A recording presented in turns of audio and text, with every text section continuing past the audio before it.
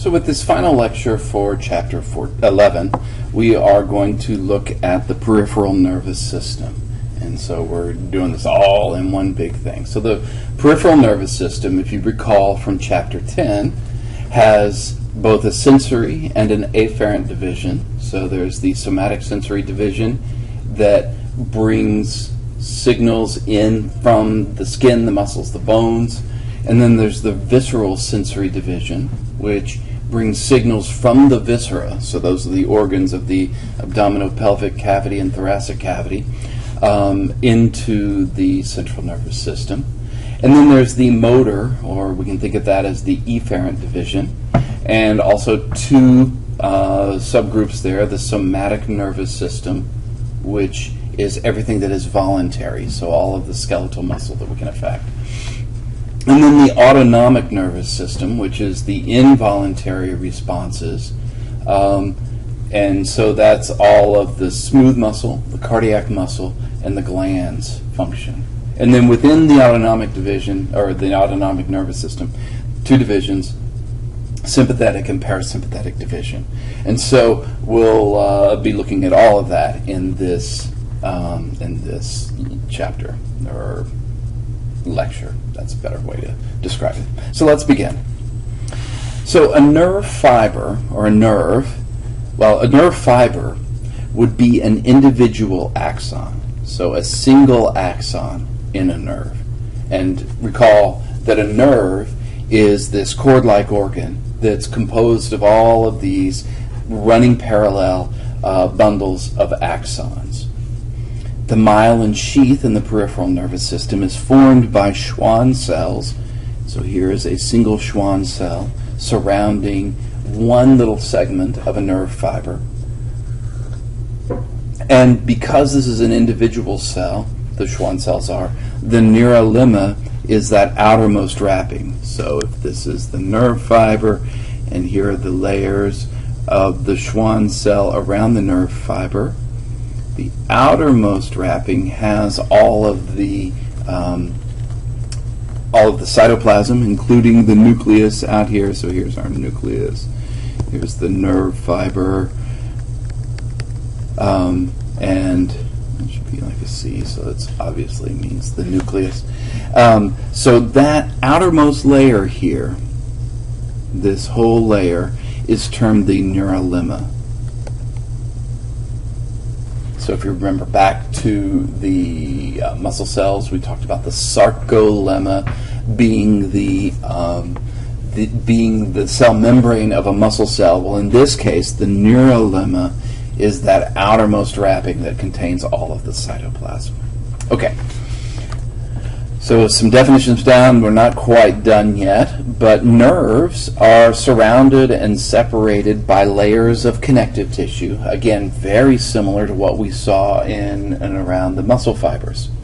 The endoneurium is connective tissue that separates individual axons from each other. So it's insulating connective tissue here that separates individual axons from each other. And of course, we've got so many axons in this fascicle that we can't see it, see directly.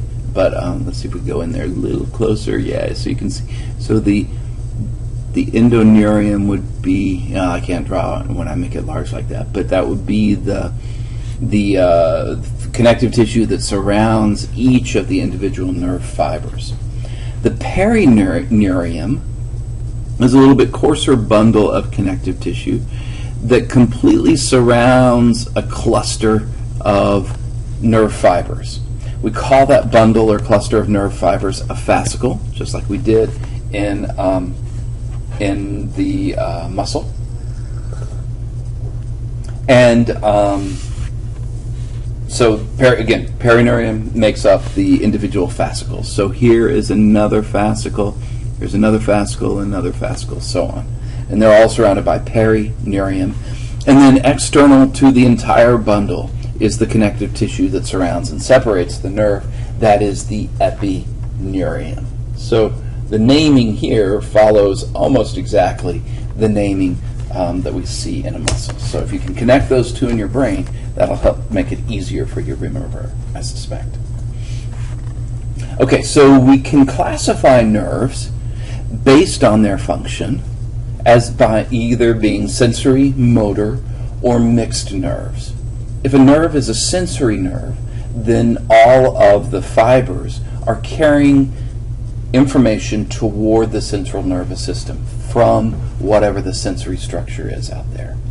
If it's a motor nerve, then it is transmitting impulses away from the central nervous system toward whatever the effector tissue is. So sensory nerves are afferent, funneling information toward the point of reference, that would be the central nervous system, while motor nerves are efferent. But many nerves, and we might even say, I won't say most, but many, by far more nerves are what are referred to as mixed nerves, where the nerve fibers are transmitting information in both directions. And this kind of makes sense. If you're already sending a bundle of connective tissue out toward an area of the body, then wouldn't it make sense to also use that bundle of connective tissue to bring sensory information back in toward the central nervous system?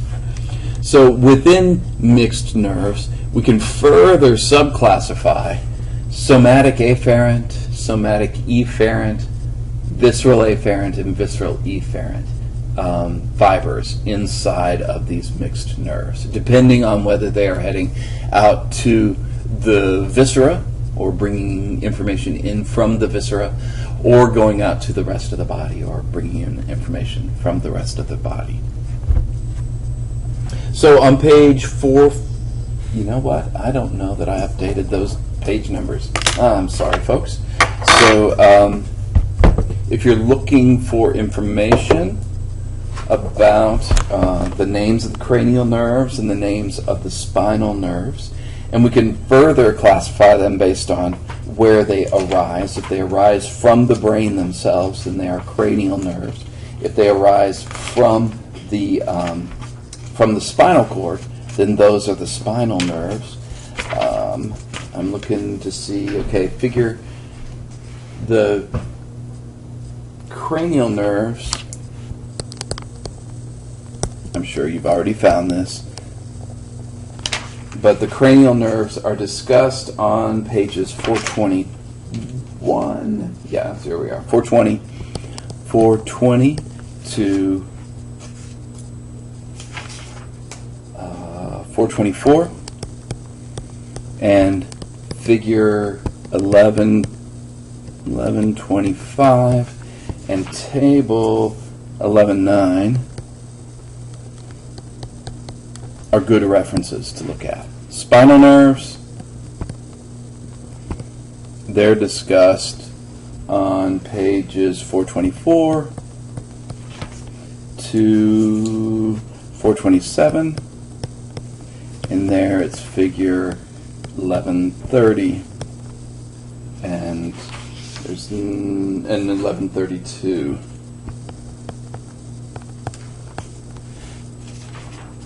Yeah. Okay. Sorry about that. All right. So now let's talk about the autonomic nervous system. So this is where I think the most interest is, or the most interesting stuff is, as we talk about the autonomic nervous system. So, come on. There it is. The autonomic nervous system, it innervates the viscera of the body.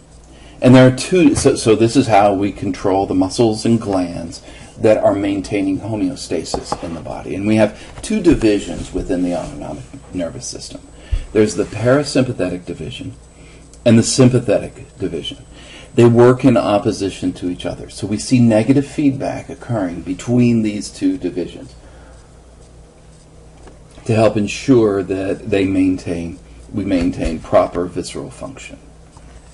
We'll start by talking about the parasympathetic division, sometimes thought of as the rest and digest division. So it is most active during non-stressful times, and it is used to keep the body, it's primarily attempting to maintain low usage of ATP.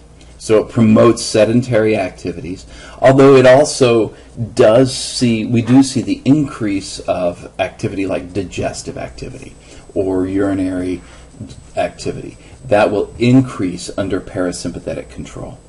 So we see digestion, these between housekeeping and maintaining low energy usage, that's where we think about the parasympathetic division being involved.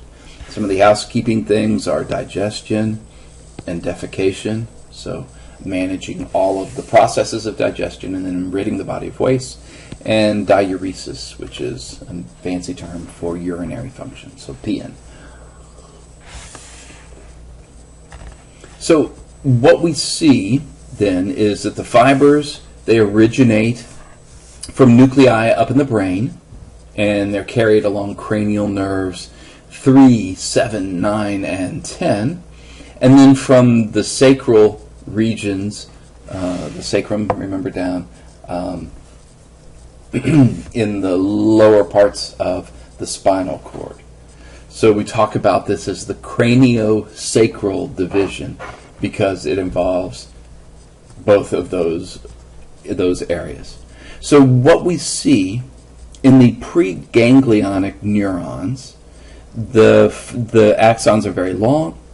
They have very short postganglionic neurons. So we have pathways that are coming down from the brain with a long... Sorry, not sure how that happened. There we are. Okay.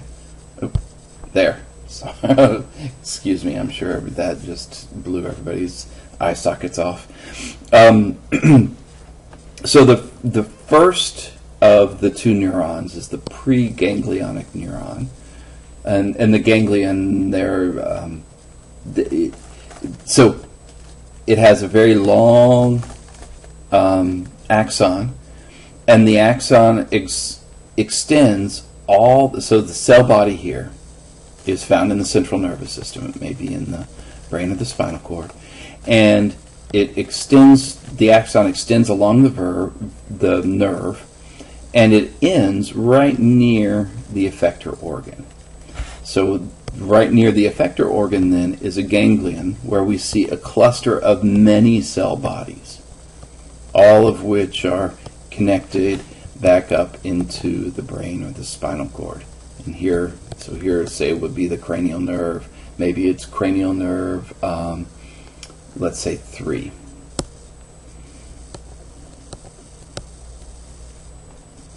That's the oculomotor, if you're paying your way. So there's going to be a ganglion right near the eye, and near the muscles that control the movements of the eye. And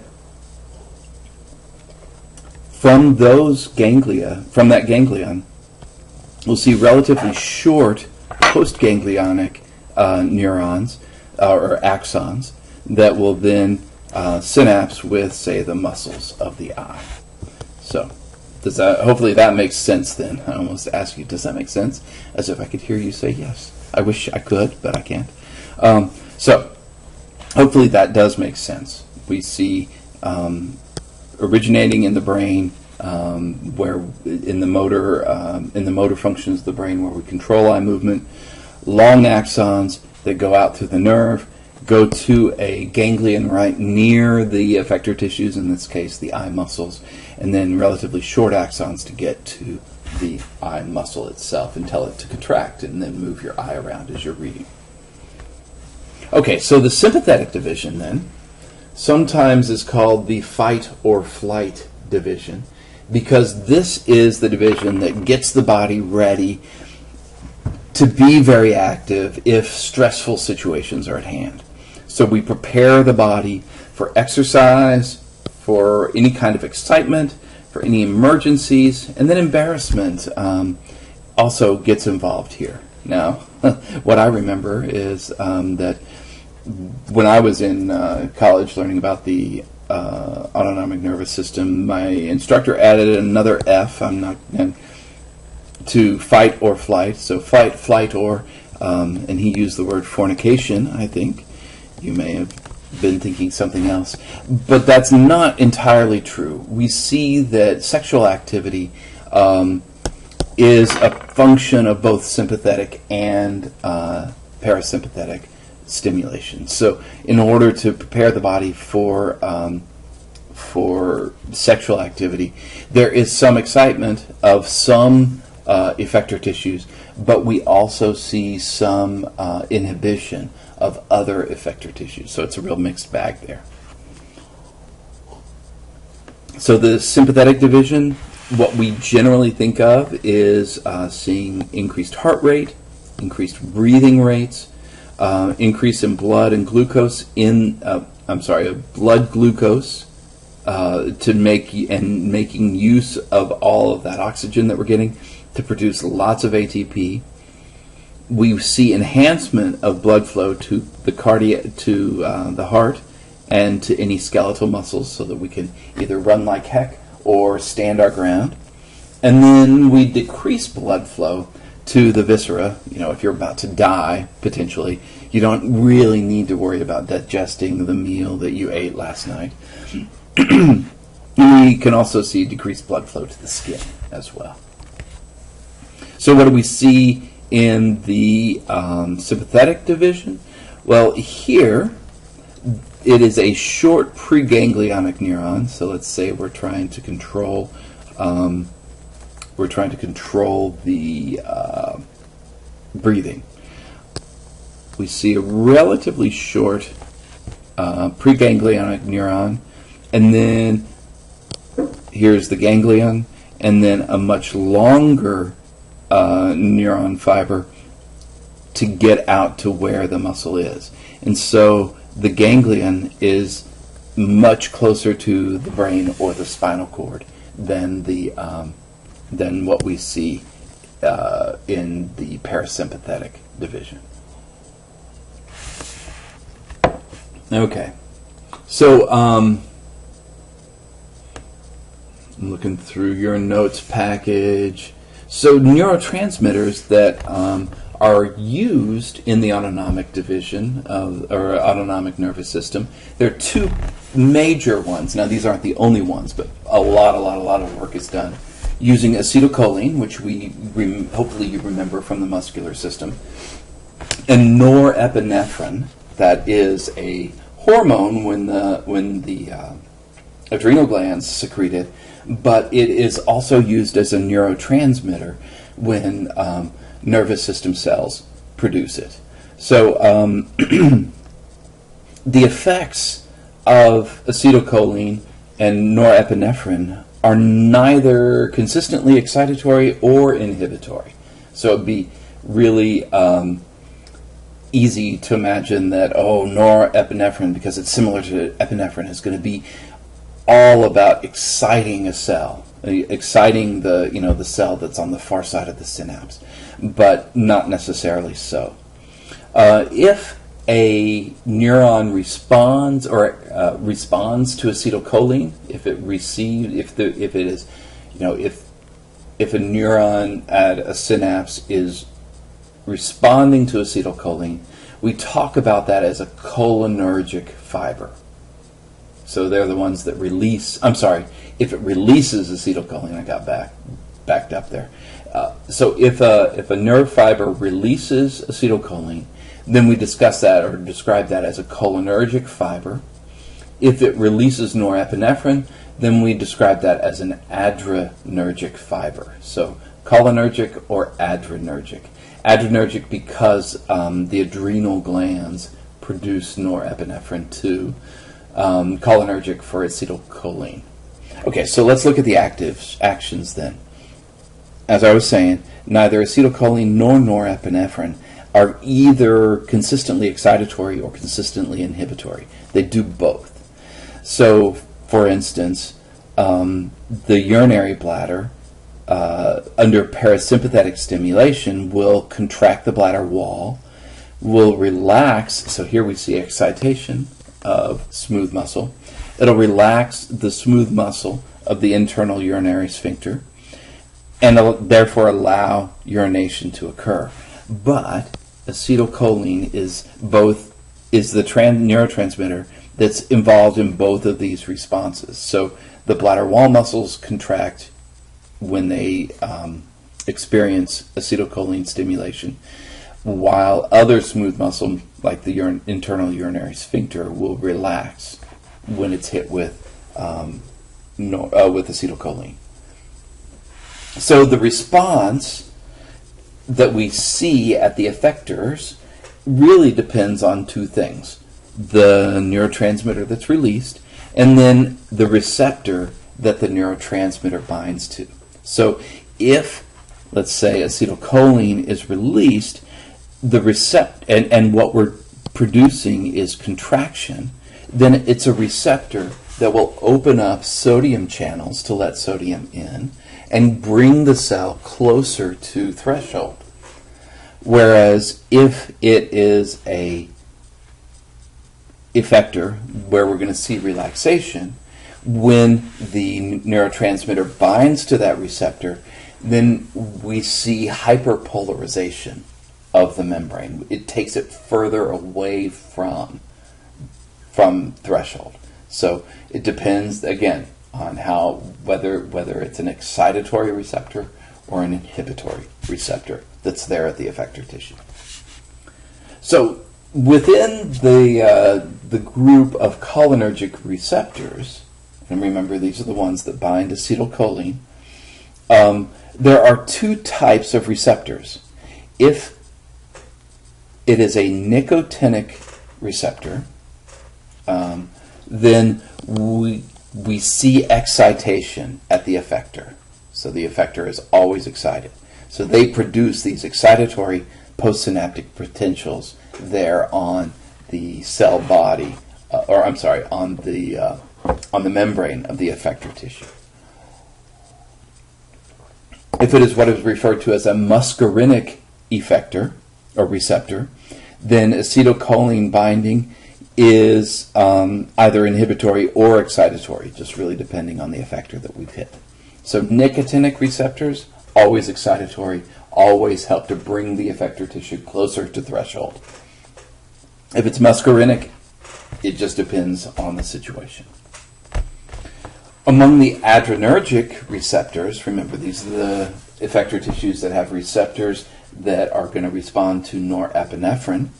There are two kinds, again, alpha receptors and beta receptors. The alpha receptors are usually excitatory, while the betas are usually inhibitory. So these produce one of those excitatory postsynaptic EPSP potentials. There we are. Excitatory postsynaptic potential, and the beta receptors produce inhibitory postsynaptic potentials there on the membrane of the receptor. I'm sorry, the effector. Dadgummit, I keep doing that. Okay. So there we have it. Everything you ever wanted to know about the brain and the spinal cord and then the peripheral nervous system. You know how to reach me if you need to get a hold of me. Be good. Study well. See me during the office hours.